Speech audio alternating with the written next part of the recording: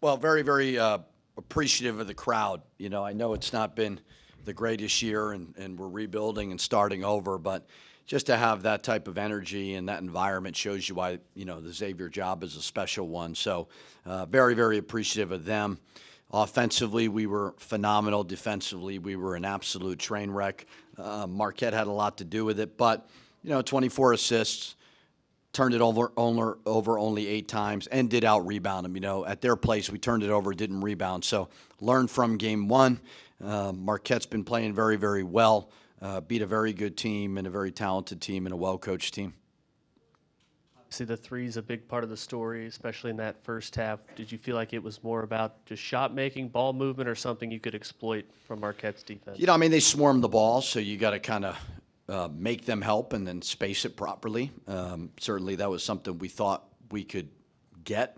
And guys, the spacing is really, really good. Now, a lot of that has to do with when you have 5 guys who could shoot on the court, you can really space it well. I like the fact, too, that we weren't obsessed with the 3 in the second half. Didn't shoot as many of them.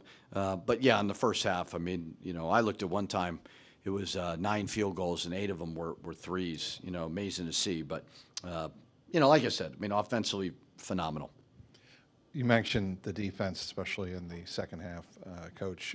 What was it about the defense? What were you trying to get across to them in timeouts and breaks to Well, execute Philip better? keeps using all my timeouts, so if he does it one more time, I'm going to kick him off the team. I am so sick and tired of that. So if he does it Tuesday, he's done with me.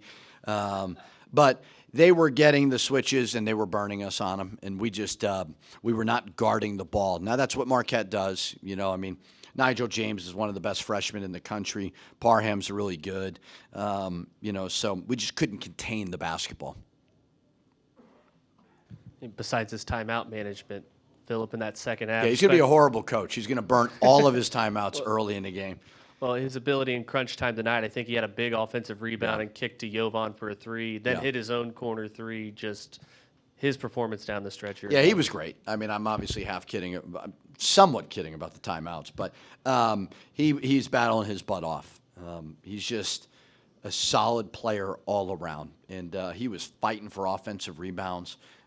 7 assists, 1 turnover. A lot of that had to do with guys making great shots. But, yeah, I mean, a key play was when he got that offensive rebound and kicked out. That was huge. So he was great tonight.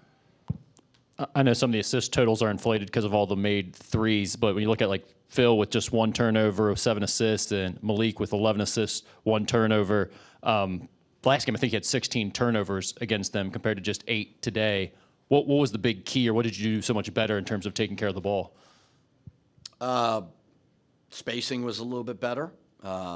Shot making was a little bit better. You know, I mean, you say it's inflated, and I understand it, but you still got to make them. You know what I mean? So I just thought the spacing was much better this game versus last time, and kind of our flow was really, really good, and we were better at attacking the rim in the second half. But I mean, you know, guys were finding the hot hand, and guys were making plays.